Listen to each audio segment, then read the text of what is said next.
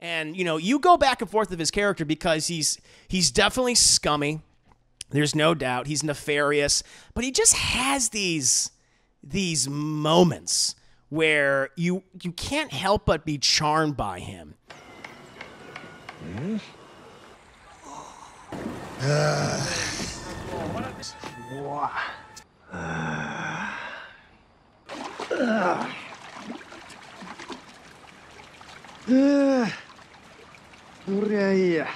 So let's go ahead and move on to my review. Review. Let's go. I'm so emotional over Yu Yu Hakusho, chat.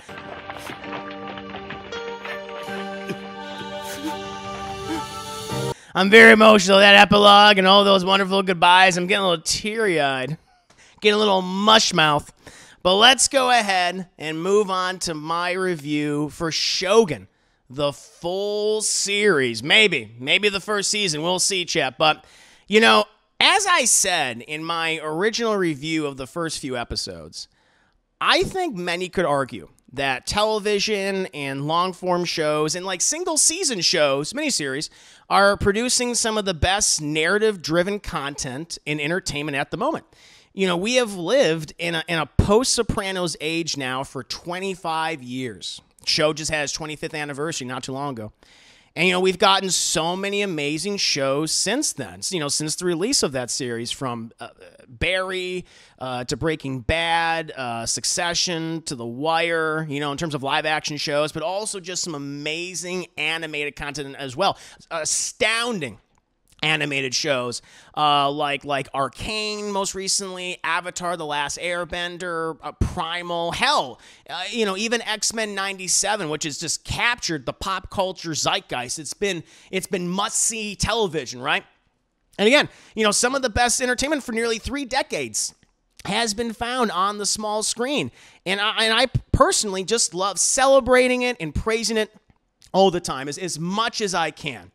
You know, and that's also just kind of why I'm sad and disappointed that, like, a number of filmmakers are still so incredibly dismissive of the hardworking directors and writers and actors and other contributors that work in that specific medium. You know, not naming any names, but their name might be similar to, you know, Denny's Grand Slam breakfast platter. But, you know, these people, they've talked down and they've dismissed those amazing people in their work, saying ridiculous things like that their contributions and their work have somehow corrupted cinema, which is just such a ridiculous and grossly silly thing to say, in my opinion. But I'm not here to talk about profoundly asinine statements made by directors. I'm here to talk about Shogun. A mini-series, though now it could possibly become a multiple-season show. But, you know, a mini-series for right now, produced by Rachel Kondo and Justin Marks, that has provided viewers, just like myself, with an incredible historical epic, filled to the brim with interesting characters, fantastic acting, wonderful dialogue, and near-perfect production design. But before getting into the details of one of the absolute best shows of the year so far, let me provide you guys with a synopsis. Set in Japan, the year 1600, a powerful Japanese lord is fighting for his life and position as his many enemies unite against him and his followers. But when a mysterious European ship is marooned at a nearby village, many secrets and conspiracies are revealed and brought into the light. So I've done a pretty terrible job at hiding my appreciation and my love for this show. But it's hard to be subtle about it, to be perfectly honest with you guys. This series is one of the best shows of the 2020 so far. I don't think that's hyperbolic to say. One of the best shows of the year. And I know so many people, you know, whether they be critics or just regular reviewers or, you know, or viewers, you know, have been saying this is, you know, the next Game of Thrones, right? Probably just because it's you know, epic in scale and it's high quality production values. But I don't know. I think that comparison comparison is a bit of a disservice. You know, this series completely stands on its own and perfectly blends cinematic visuals and spectacle with rich, inspired storytelling and writing. The show is based off of James Clavell's beloved 1975 novel of the same name, and it was originally adapted in 1980 for television. I think they did a sequel series. It won a great success. You know, it won numerous awards. You know, it's a piece of historical fiction incorporating many real world events, though the characters themselves are fictionalized, you know, versions of certain people to a degree. You know, with some of their names being changed, you know, in the work and adaptations. You know, and I've always had a soft spot. As I said before, I've always had a soft spot for historical fiction. It's fun to play around with these things, you know, especially for like excellent novels like Blood Meridian, right? Which I would love to see adapted one day. Or like The Man in the High Castle. And, you know, watching this show makes me want to eventually read that novel of this apparently like 800-page epic. But the series itself, you know, it follows just numerous characters, all with their various beliefs and motivations, some altruistic, some incredibly selfish. The three main characters of the show are that I would say are the main characters are Lord Toranaga, John Blackthorne, and Lady Mariko, who are played by Hiroyuki Sanada, Cosmo Jarvis, and Anna Sawai, respectively. They are all so different from each other in this show, but they constantly interact with one another throughout the entire series. And their relationships change drastically over time. They become even more fascinating to follow. You know, Lord Toranaga, he is that powerful Japanese lord. He is this master politician and military strategist, seemingly has Japan's best interests at heart, you know, as long as the country's interests align with his own. And Sanada's performance, I mean, he's always been a great actor. You know, we've certainly seen him pop up in a lot of things over the years. I mean, I feel like he's been working since, what, like the 70s? You know, like as a little kid. He was a child actor in Japan. And, you know, he went on to great acclaim in Japan. And, of course, then he started doing a lot of, like, Western movies and shows and things. And, you know, you might have seen him pop up in Mortal Kombat. You know, he plays Scorpion in that. And he's done some other recent projects as well. He was in Avengers Endgame. But to me, underutilized in Western media. But here, his talents are on full display, and the way that he plays this character, you know, it's interesting with him. In so much of Japan, you know, they hold high the concept of honor, right? And they're very dignified, very polite in their presentation, you know. Even when they're saying something incredibly insulting to you, they say it with a smile, they say it with a bow, they say it with the utmost respect, they follow protocol. And he does all that, and he's great at it, but there are these times within the show itself, within many of these episodes, when something horrible happens, something dramatic happens, something that would inspire elation. Like, he has to constantly maintain like a sense of composure, and you just see that emotion suddenly almost crossing his face, and it's impactful because he has to be a specific way. And so when he does show it or almost shows, it's like, oh shit, this what's happening in this scene means so much to him. Whether it's his political machinations, whether it's a personal tragedy that happened to him or with his friends or with his family, like, his performance is fantastic. It's one of the best lead performances, not just in a TV show, but in general that I've seen this year across multiple mediums, whether it be films, whether it be TV, whether animation. I'm just like, what he does here is amazing. I mean, I have not seen all of his work,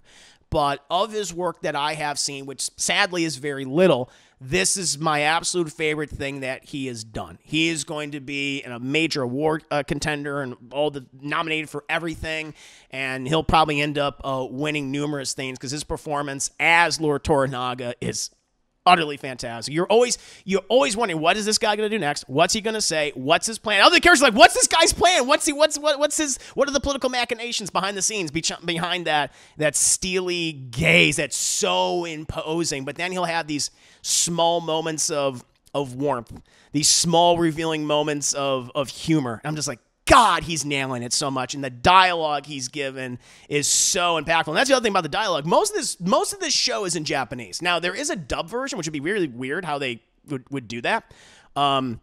But I watched the subtitle version. I loved it. I thought it was great. So even if you don't understand the language, you can feel the emphasis. You can just feel the emotion and the personality just coming out of these characters. Everyone feels distinctly different from another. I think I love that, and his performance was amazing.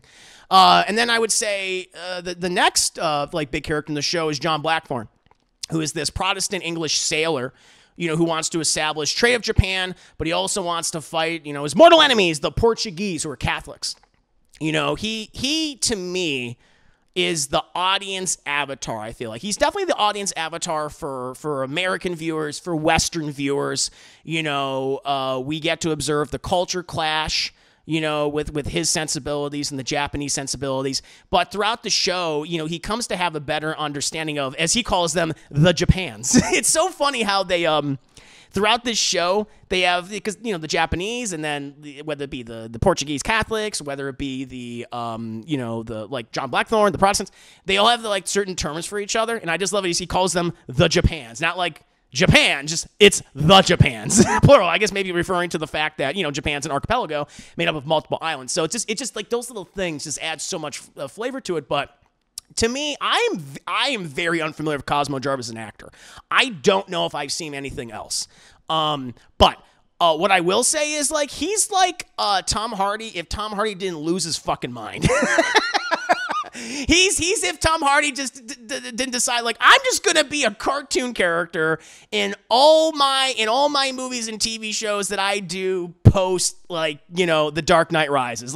Dark Knight Rises, that was the moment where he's gonna be a cartoon character. Cosmo Jarvis is I'm gonna put a little more effort into that, and he is so good. His relationships with Lord Toranaga, how that changes throughout the entire show, how they have this growing respect for each other, and something happens with that, and then it goes back and forth, and I was like, you know what? He's probably done other things before. I don't know, but watching his performance in this and just the culture clash and his reactions, this place is fucking nightmare. It's a nightmare. But then at times he's captivated by its beauty and its tradition things. And he's just racked with all these other different emotions. He does a splendid job, and I can't wait to see him in more things. He's definitely getting nominated for Best Supporting Actor across the board in various award shows. But I love it, and I love how he's also he's a political pawn, used by various people in the show, whether it be Lord Toranaga or whether it be the other Japanese lords who hate him, because you have some of the Japanese lords that converted to Christianity, Catholicism, and they're we got to kill the engine. We got to kill this barbarian, right? He's an affront to our God and our religion.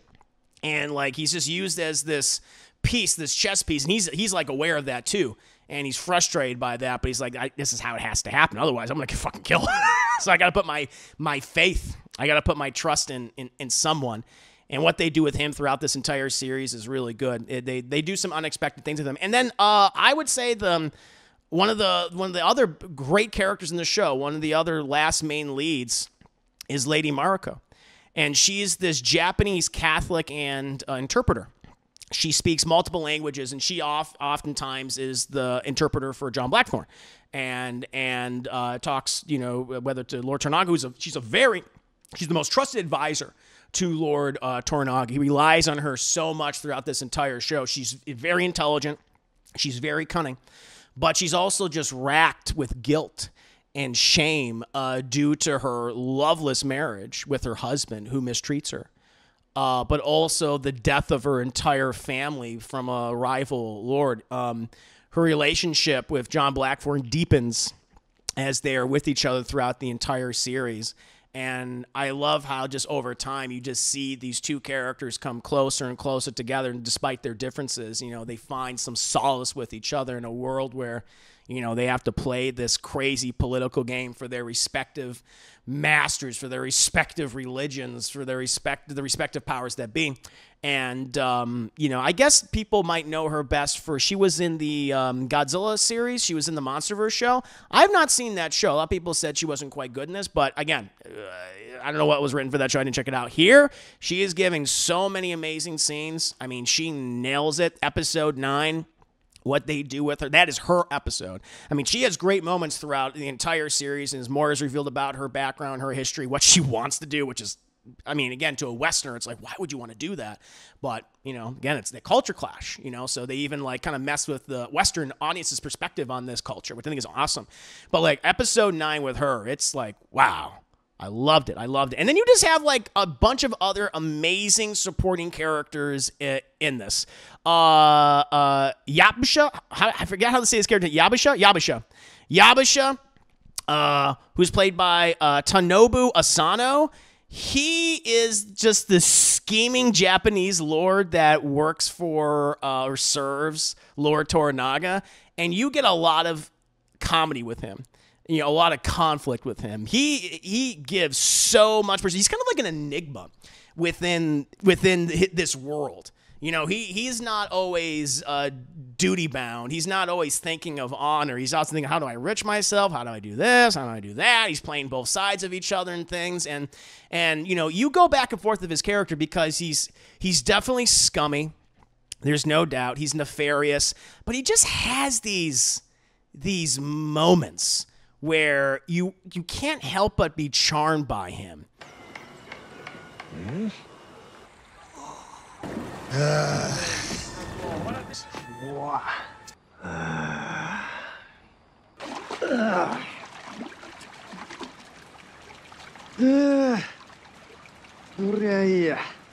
You can't help but like really, really like him, despite some horrible things that he inevitably ends up doing.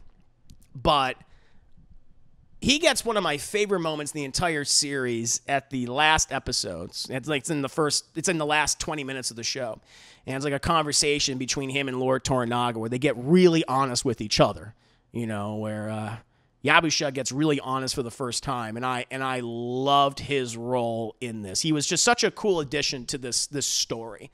You know, he's the one that, unlike so many of his other fellow Japanese lords and soldiers, he's the one that wears his emotion on his sleeves more than anyone. And he actually finds a bit of kinship with the Anjin, with the barbarian, with John Blackthorne.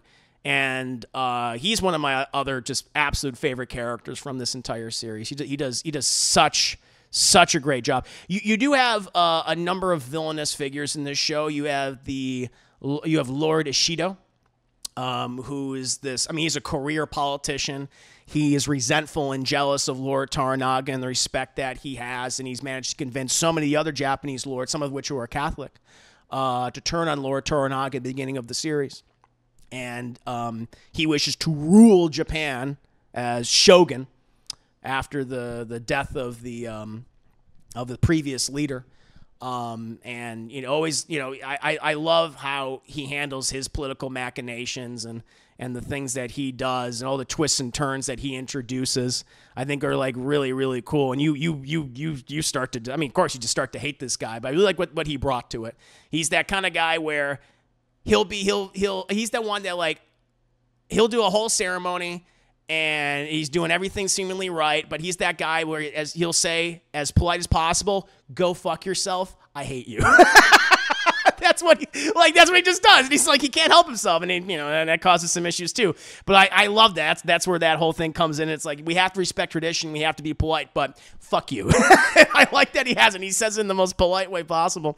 And then you have this is a cool element. You have the concubine of the previous leader of the Taiko.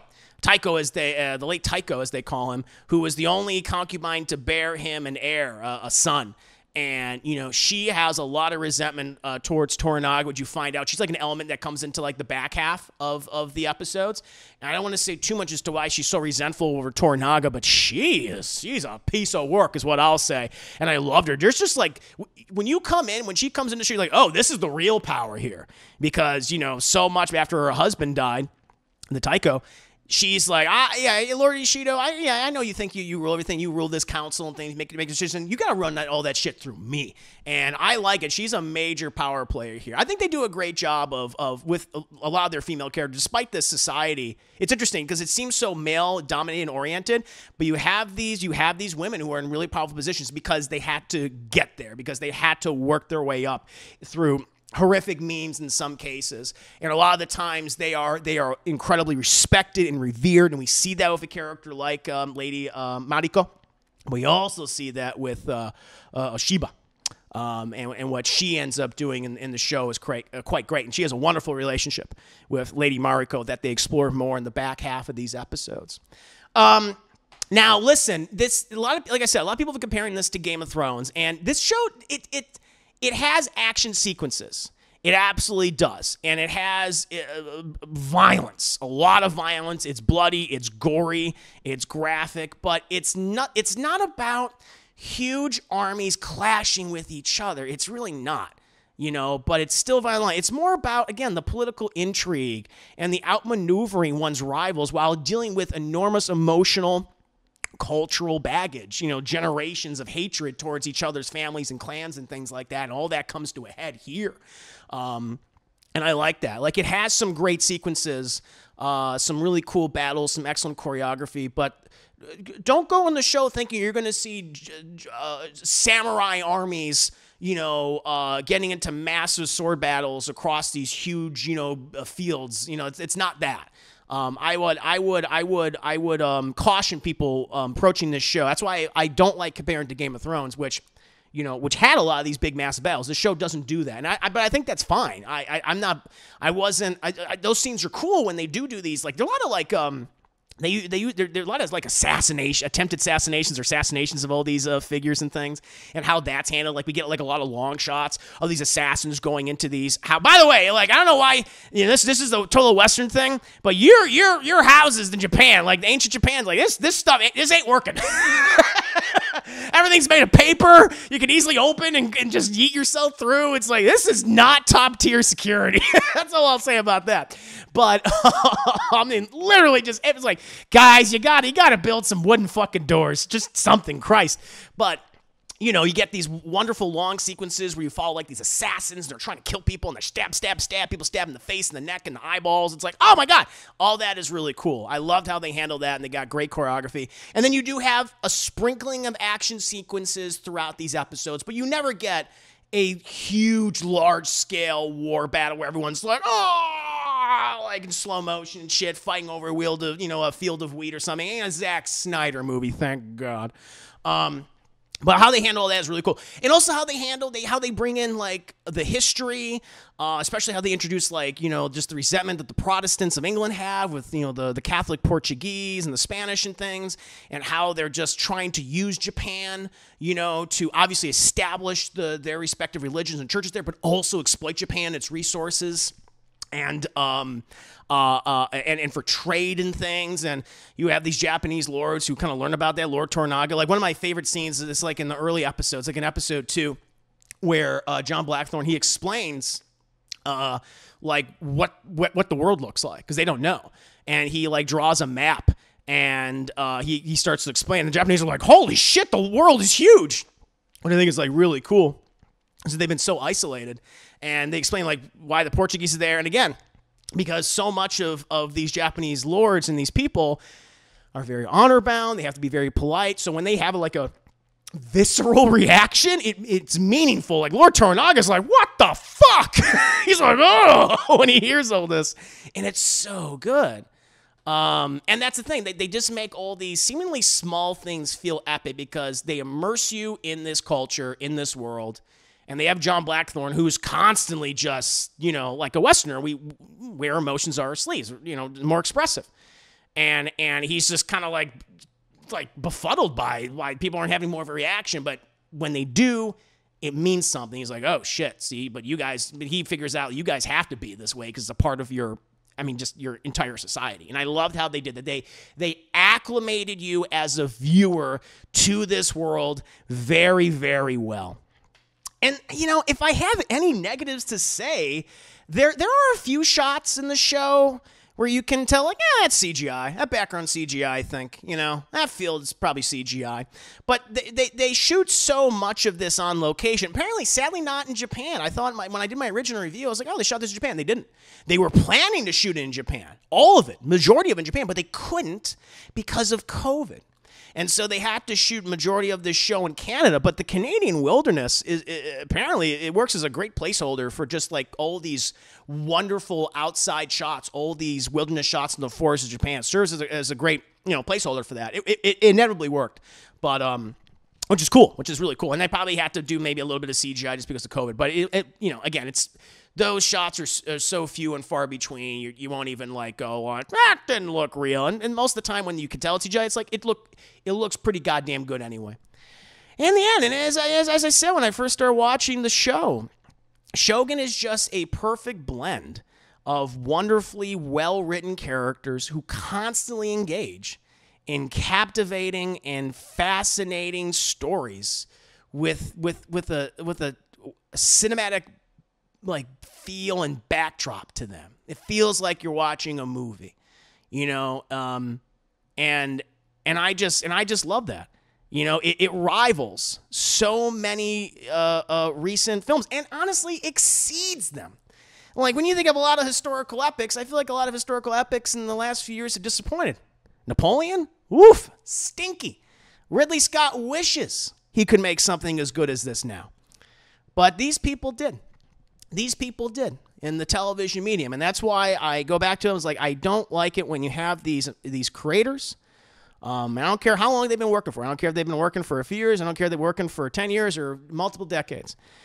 Constantly dismissing other mediums is just going to look poorly on you, especially when they do it better than you. And Shogun most certainly does. It's an amazing show, one that I could not recommend more. If you go with, I think, the right expectations, I wouldn't compare this to Game of Thrones. It's something different, and I think that's what makes it so great and so fun and so engaging. And I mean, this thing is such a hit. Reviews, for the most part, have been glowing.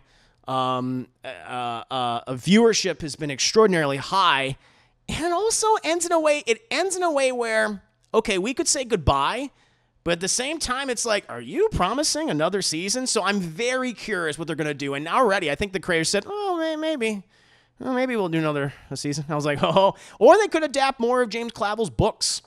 I bet you, thanks to this show, that people are probably looking at James Clavell's other works right now. And I bet a lot of studios are looking to adapt his works too. Hopefully some great epic historical fiction and whatever else he's written. So it's exciting. But if they choose to do another season, great. If they don't, I think that's totally fine because I think it ends on a very strong note. It ends on a note I think people might be surprised by. I'll tell you right now, it doesn't end with a huge, spectacular, amazing, giant battle. Everyone's killing each other. It's not that. It's not that kind of ending. It's a quieter ending, but I kind of liked how quiet it was. I appreciated that. But yeah, I love Shogun. I'm very curious to hear what other people are saying about this show. Have you guys been watching it? Did you like it as much as I did? Did you not like it? Were you more mixed on it? Please, as always, let me know.